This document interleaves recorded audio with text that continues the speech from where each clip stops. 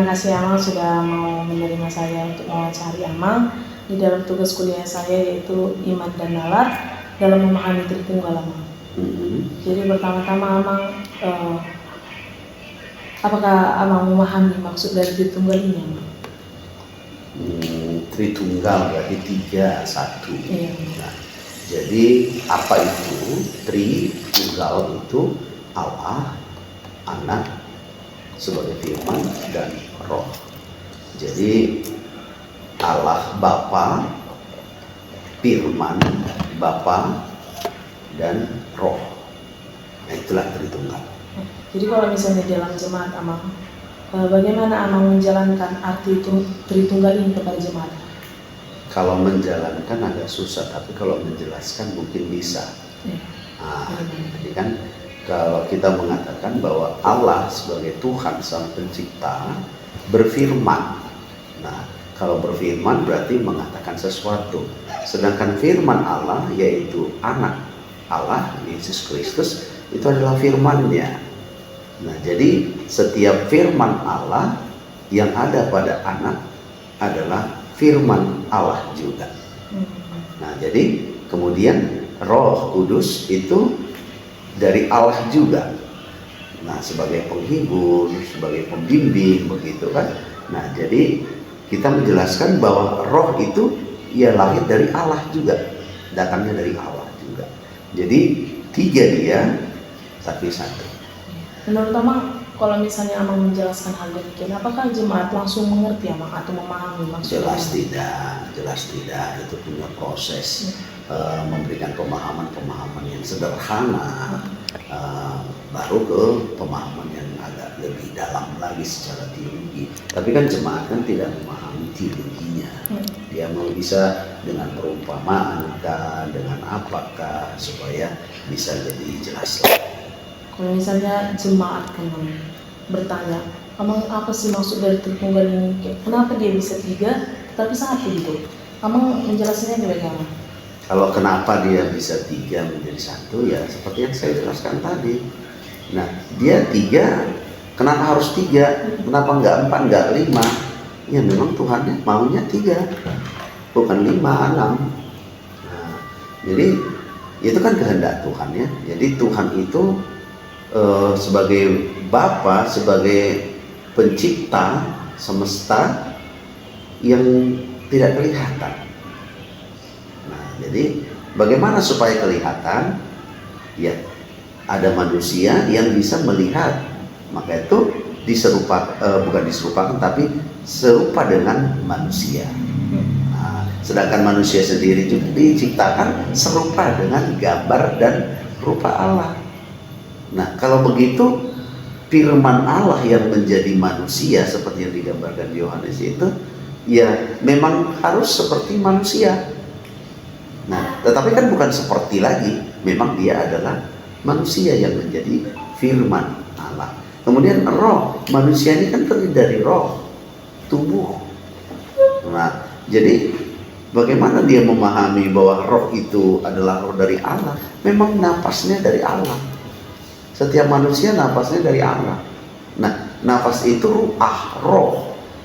Nah, jadi itulah yang menggambarkan menjadi 3. Kenapa enggak 4? Mau 4 digambarkan apa lagi? Jadi menurut Amang, bagaimana Amang melihat peran Bapa, Anak, dan Roh Kudus ini dalam karya keselamatan Islam? Ya, memang ya, karya keselamatan ya dari Allah ya kan. Jadi kalau saya melihat ya, Tuhan punya rencana yang luar biasa untuk keselamatan manusia. Hanya keselamatan itu disediakan bagi semua orang, terutama orang yang percaya kepada Dia.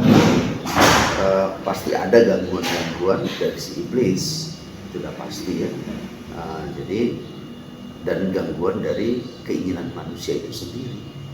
Sebenarnya iblis kan hanya menggoda, yang menentukan manusia itu sendiri, apakah dia tertarik atau tidak dengan godaan manusia, godaan dunia. Nah, itu yang menurut saya. Nah, jadi Tritunggal itu sendiri ya menunjukkan ciri dan cara Tuhan itu menyelamatkan manusia. sebenarnya sih bisa saja, udah kumusnahkan, kata Tuhan, musnah semua. Kuhidupkan, udah hidup semua. Kuangkat ke surga, bisa saja kuangkat ke surga. Tapi bukan itu. Nah, bukan itu. Kalau seperti itu berarti Tuhan tidak memberikan hikmat kepada manusia. Untuk apa diberikan hikmat? Untuk apa diberikan pemikiran? Nah, tetapi Tuhan memberikan pemikiran itu supaya berpikir bagaimana baiknya dalam kehidupan. Jadi kalau misalnya soal pemahaman jemaat kan Amang untuk tentang Tritunggal ini, apakah menurut Amang jemaat lebih mudah menerima Tritunggal ini lewat Injil atau lewat penjelasan secara rasional atau akal kita? Kalau penerimaannya umumnya secara rasional, ya, maka dari itu Injil harus dibawa secara rasional, tetapi tidak terlepas dari iman, di mana tujuan Injil itu untuk membangkitkan atau membangunkan iman seseorang, sehingga kabar baik itu betul-betul Injil, kabar baik. Jadi janji keselamatan itu juga kan adalah kabar baik. Nah, maka Tritunggal itu sangat dibutuhkan sekali. Peran mereka luar biasa. Firman yang tertulis, firman yang menjadi manusia, yang digerakkan oleh Roh Kudus juga. Manusia itu untuk mendengar, untuk meneliti, untuk melakukan firman Tuhan. Jadi dalam mengajarkan itu kan, apa tantangan yang terbesar bagi Amang tentang ajaran Tritunggal ini di dalam gereja? Logika itu tantangannya sangat besar. Logika, pengalaman itu bisa juga menjadi tantangan. Tetapi itu juga pengalaman dan logika itu sendiri bisa jadi sarana untuk mendapatkan kebenaran. Nah, jadi kembali kepada logika, empiris, pengalaman. Sejauh mana yang Amang lihat akal manusia bisa dipakai untuk memahami Tritunggal itu? Nah, kalau sejauh mana ya tergantung manusia ya. Manusia punya kapasitas yang berbeda-beda. Ada yang jauh, ada yang tinggi, ada yang rendah, ada yang pendek begitu kan. Tergantung kapasitas. Kalau itu nggak bisa kita ukur, tidak bisa kita ukur masalah kapasitasnya. Nah, tapi yang jelas setiap manusia pasti mempergunakan pikiran, karena Tuhan memberikan berpikir kepada manusia itu salah satu yang istimewa. Jadi mana menurut Amang lebih penting, iman kita kah dalam memahami Tritunggal atau nalar kita? Kedua-duanya. Saling mendukung. Ya, artinya kedua-duanya harus balance. Ya, jadi tidak boleh berat sebelah. Karena kalau dia berat sebelah, orang yang mengutamakan pikiran, contohnya kan logika gitu kan, akan kehilangan iman. Nah, tetapi juga sebaliknya, orang yang secara iman saja sepertinya logika tidak terpakai di sana. Nah, padahal Tuhan menjadikan kita dalam ruang logika, dalam ruang yang nyata. Nah, kan gitu kan. Nah, tetapi dalam ruang yang nyata kita harus juga berpikir secara iman. Apa arti mengimani Tritunggal ini bagi seorang pendeta dalam kehidupan, dalam pelayananmu? Saya imani saja secara menyeluruh kehidupan Allah, Anak, Roh Kudus ada. Apakah bekerja di dalam kehidupan Amang? Ya, Tiga-tiga itu? ya. Nah, ada, berkuasa, bekerja, ya tetap ada. Karena apa? Saya mendengar firman kok. Saya merasakan ada yang menuntun. Nah, saya tetap berdoa kepada Bapa. Kalau saya tidak percaya ada Bapa, kenapa saya berdoa kepada Bapa? Nah, kenapa di dalam Yesus Kristus? Kenapa saya percaya dengan Roh Kudus? Jadi bagi saya itu nyata. Kenyataannya apa? Ya, keberadaan saya itu iman ya. Nah, itu iman. Secara logika juga saya ada, saya bekerja, saya dapat uang, saya dapat makan, saya dapat istri, saya dapat anak. Itu semua karya mereka, bukan karya saya. Saya hanya melaksanakan saja. Ya. pertanyaan terakhir Amang. Apakah bisa kita atau Amang menalar Tritunggal itu? Jelas tidak bisa. Jelas tidak bisa. Sekuat dan sepintar apapun manusia untuk mengakali yang namanya Allah yang hidup, bukan Allah yang mati, itu di luar daripada kemampuan kita. Tidak ada kemampuan kita mengimbangi kemampuan. Jadi kalau kita nalar itu untuk mengakali atau untuk mengkaji kali-kali kaji gitu kan, itu akan menimbulkan kesengsaraan diri saja, karena tidak akan menemukan yang kita cari. Berarti iman dan nalar itu saling mendukung kan? Nggak bisa melawan antara iman dan nalar. Bisa saja dipertentangkan, tetapi bukan melawannya. Dipertentangkan bisa, diperhadapkan bisa. Hanya itu tadi harus saling mengisi satu dengan yang lain. Nah, kalau tidak diperhadapkan, kalau bertolak belakang juga, belakang-belakangan itu kan tidak ada manfaat. Kita diajak bernalar, berpikir, di mana kuasa Roh Kudus, di mana kuasa Firman, di mana kuasa untuk menentukan apa sebenarnya. Nah, jadi ini kan diperhadapkan. Nah, nalar dan iman diperhadapkan bersama-sama untuk menanggapi, sehingga kita bisa membedakan mana yang baik, mana yang benar, mana yang disukai oleh Allah, mana yang tidak.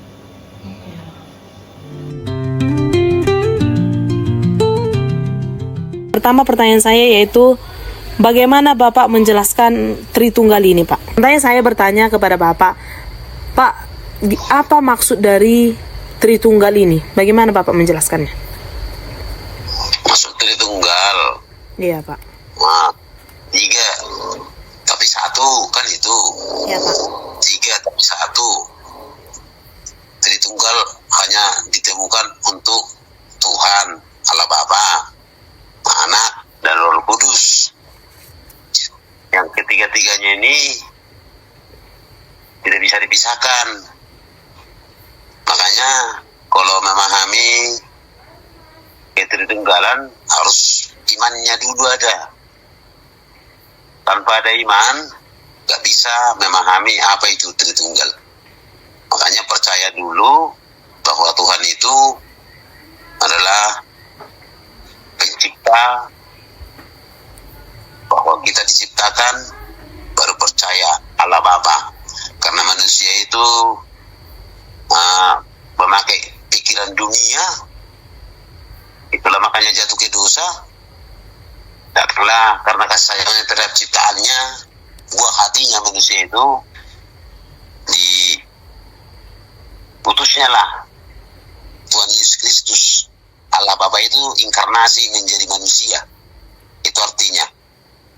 Jadi menurut Bapak sebagai seorang majelis, apakah benar Pak atau apakah iman kita kepada Tritunggal seperti Bapak jelaskan tadi kan, iman dulu baru ke nalar itu kan Pak, atau pengetahuan kita itu? Iya, iman dulu baru ke pengetahuan. Iya. Jadi menurut Bapak, apakah di dalam kehidupan kita atau di dalam kehidupan Bapak Tritunggal itu nyata Pak? Atau Bapak selalu Nyata. Dalam kehidupan Bapak bagaimana? Apakah Bapak mengimani sesuatu dulu, percaya terhadap sesuatu dulu, baru nalar kita berjalan? Harus percaya dulu, baru kita pikirkan nalarnya. Karena kemampuan manusia itu terbatas sebenarnya. Kalau kita pikir duluan, nggak percaya nanti kita terakhirnya. Makanya percaya dulu, baru imani. Karena logika berpikir manusia terbatas. Makanya harus percaya dulu. Kalau kita pakai pikiran dulu, nanti nggak ada kepercayaannya. Kenapa? Nggak masuk akal. Tapi nyata dia kehidupannya. Contohnya banyak mujizat kenyataan yang ditunjukkan Tritunggalan itu. Contohnya jantung kita berdebar-debar. contohnya mau sesuatu lah, misalnya mau memaling, mau mencuri, berarti berdebar-debar jantungnya, itu artinya Roh Kudus melarang. Itulah nyatanya Roh Kudus, karena Roh Kudus yang bersama kita sekarang. Nah, itulah dia membuktikannya bahwa ketritunggalan itu nyata. Banyak mujizat yang ditujukannya.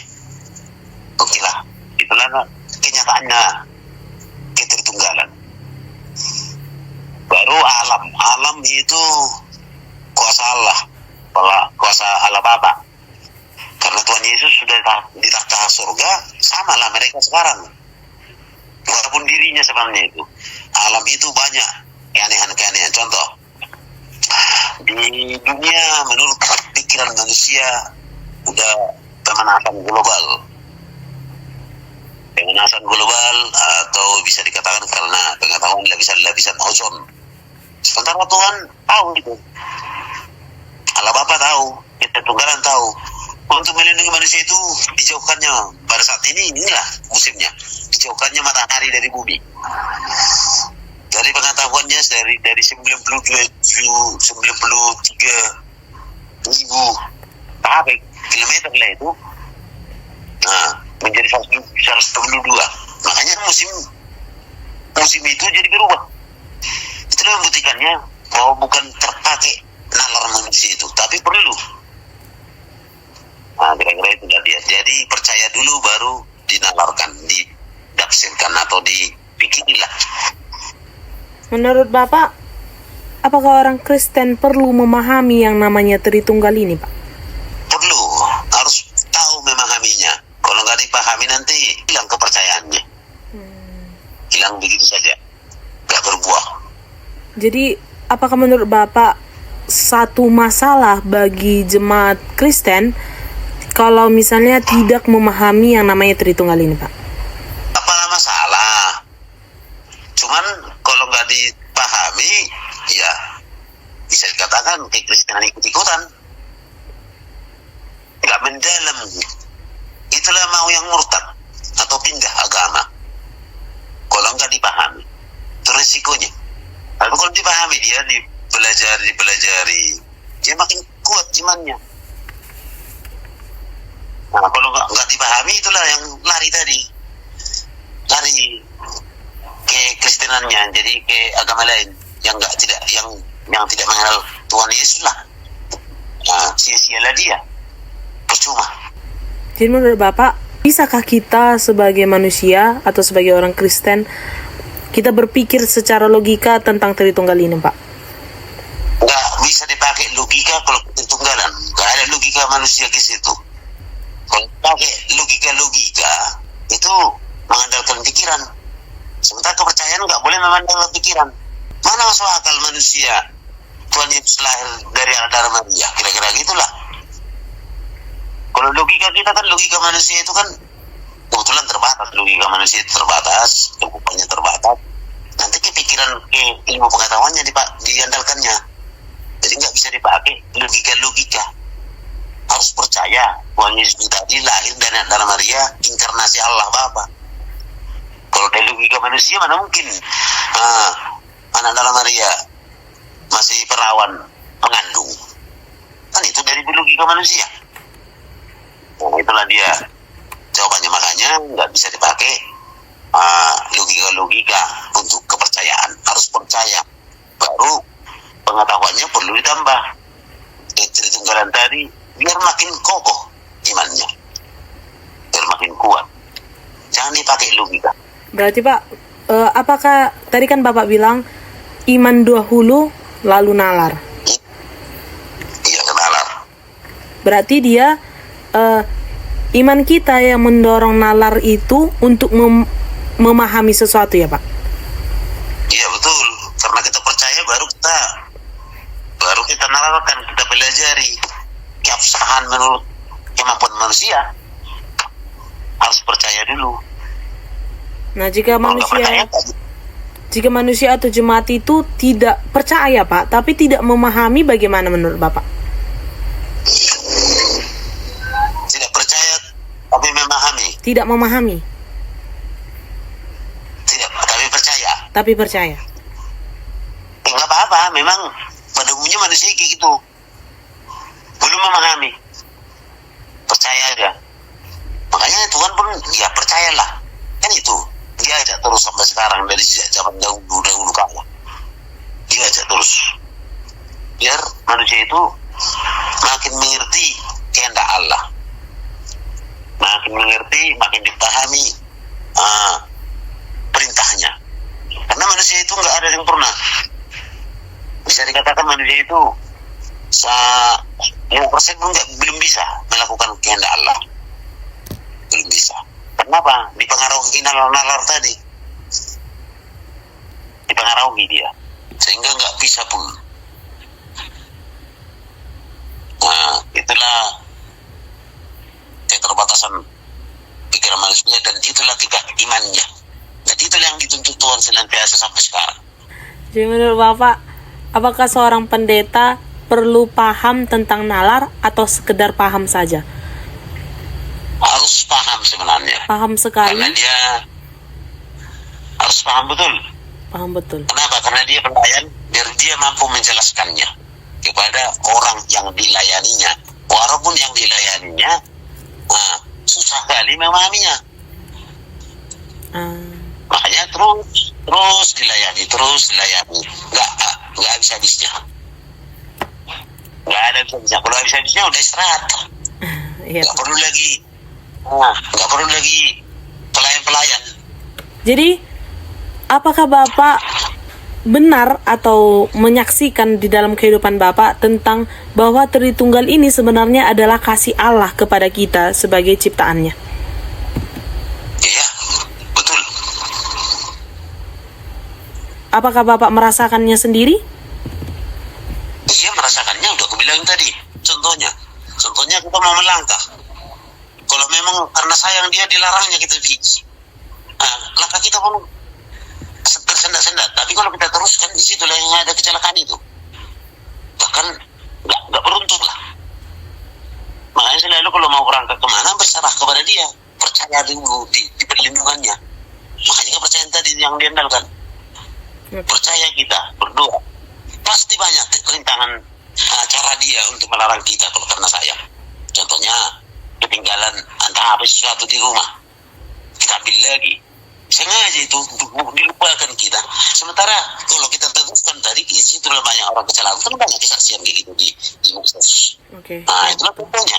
Berarti Tritunggal ini adalah sebenarnya bukti kasih yang dikasih kepada jemaat, Pak. Tetapi kan kita seperti yang kita tahu, Pak, Tritunggal ini gampang sulitnya. Gampang dan sulitnya sebenarnya untuk memahami Tritunggal kan, Pak? Iya. Dan berarti ini juga sama artinya dengan bahwa kasih Allah itu bagi manusia gampang dan sulit juga untuk dipahami ya kan, Pak? Makanya kalau segi pemahaman, Bapak bilang tadi, percayanya itu dulu andalkan. Pasrah. Anggap kita nggak tahu apa-apa, oke, orang idiot. Pasrah. Harus kayak gitu. Karena kita dikasih pengetahuan, ya kita belajarilah pengarahnya. Membantu iman tadi, memperkuat. Bukan pakai logika-logika.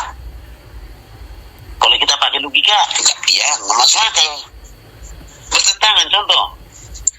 Karena kasih sayang Tuhan, pokoknya dia selamatkan kita. Udah mati Tuhan Yesus, apa lagi? Kan gitu. Itu logika. Percaya dulu, orang percaya. Percayanya. Nggak percaya dia. Nggak perlu lagi gereja, nggak perlu lagi beribadah. Toh udah diselamatkan Tuhannya aku. Jadi Marajalila. Itu enggak. Ya sebenarnya kan semua manusia udah diselamatkan Tuhan. Sama rata semuanya dengan pengorbanannya. Tapi dengan syarat. Apa syaratnya? Syaratnya, ya. Ikutlah aku, kan? Nah, makanya terus kita belajar mengikuti dia. Walaupun kita sering gak mampu. Makanya kita berdoa pengampunan dosa. Nah, itu dasarnya kita minta pengampunan dosa. Karena kita memang tidak sanggup. Nah, kita minta perlindungannya lah. Makanya hanya kasih sayangnya yang menyelamatkan kita. Hanya kasih sayang, gak ada yang lain. Logika itu gak laku tadi. karena disayangi.